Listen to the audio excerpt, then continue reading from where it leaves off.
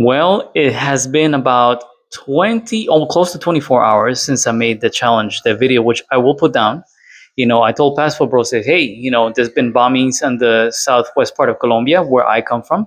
And I told them, I said, okay, well, since you want to fight to stay in Colombia so much because, they want to stay close to the women, um, I want to see you talk about this war, because the first thing that they do is, if you want to block their access to women in Colombia, they will fight tooth and nail. They will go to war online. They'll attack everything and anything, everyone. They'll accuse us of racism, even though the vice president of Colombia is black. They will accuse us of singling them out. All sorts of things, prejudice, that they're superior to us, that they have more money, that they were jealous.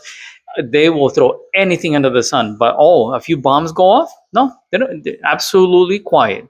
The longest civil war on the western side of the hemisphere, okay? And the western hemisphere is in Colombia. It has been since 1964. Technically, it's extended from a previous civil war before that, okay? Con la violencia, the violence, which lasted about 10 years. Yeah, they don't want to talk about it. Oh, but you block their access to street working girls. Oh my gosh, it is World War III. It is World War III. They will try to say they will get news stations and documentaries, and they're gonna sue, and they're gonna, like, yeah, you're gonna force us to open up our borders for you to fly in, exploit the women and children, right? Not one single passport bro took my challenge, and actually one responded to me telling me to stop being a crybaby and something about Donald Trump. Typical, right? This is called selfishness. They do not care about Colombia. So for the passport bros who say they fly to Colombia because they want to learn about culture, they want to learn about our foods and the different cuisines and the different music, no, that's a pure lie. That's a pure lie. And this video I'm going to keep. The other one I'm going to remove. I will probably use like a little tidbit somewhere else because I'm making a rebuttal to somebody right now. But other than that, it shows the true character. These are people that are consumerists. They're like locusts going from one country to the next. And I would just like to let everybody know that before Colombia became popular, they were in Dominican Republic. After Dominican Republic, they started coming down to Colombia, talking about how the women are more submissive, how the women are more gentle and everything else. And at that time, they said the Colombians weren't racist.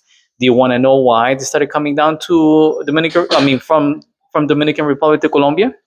Because in Dominican Republic you have something called chapeadoras. Chapeadoras are basically women that are interested in men and for their money, and they pull the money from the men, right?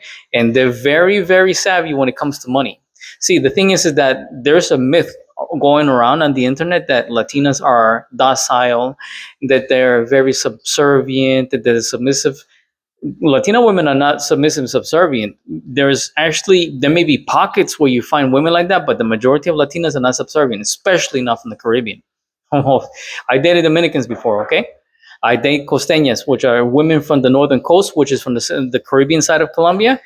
They're not submissive at all. And actually, I have a story that I need to talk about that in a different video. So, and then they started coming down to Colombia with the whole nonsense about, oh, well, they're more subservient, they're traditional and all this kind of stuff. No, the thing is that the American dollar was strong at that time.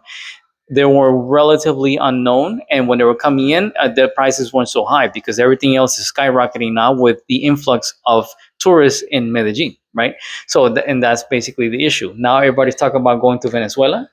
And yeah, I guarantee you the same thing's going to happen, or probably worse. And I'll tell you why. Because Venezuela is pretty rough over there. Okay, so yeah, they've opened. I think American Airlines opened up a direct flight path to Venezuela, but I guarantee you that these guys are going to go over there. They have no idea what they're getting themselves into, and multiple people have already warned them. You know, as crazy as Colombia sounds, with all the civil wars, with all the different militia groups at war with the government and with each other, it still has some type of order, if I should say that. There's no order in Venezuela. Trust me, I got friends and family there in Venezuela. And just to let you know, that place is pretty much no man's land.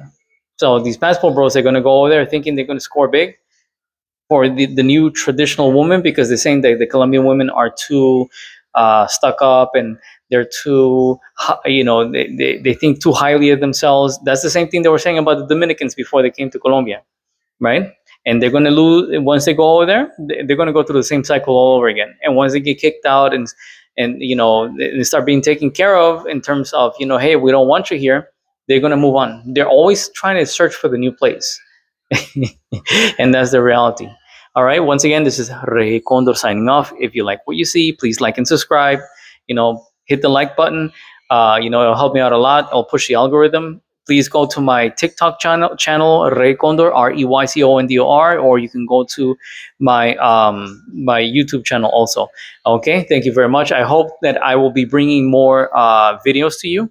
There seems to be a funny trend by passport bros who are angry at me. They tell me like T Mac, and I think he sent one of his friends, Andrea Wales from Wales, and like this one guy who's in Cali, supposedly married to this Colombian woman, tell me that I'm not a Colombian, that I'm not doing anything for my own country, and that I'm not in Colombia right now.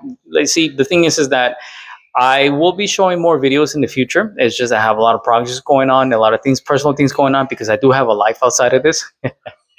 But I will be bringing stuff, more videos from Colombia. I will be talking about different subjects and different things, because once again, my channel is not an anti-passport bro channel. It's a channel about Colombia. However, me being the Bajuno that I am, Baje Caucano, I don't bend the knee to nobody, and I will not bend the knee to foreigners who are coming up and being disrespectful and being having all sorts of misbehaviors in Colombia.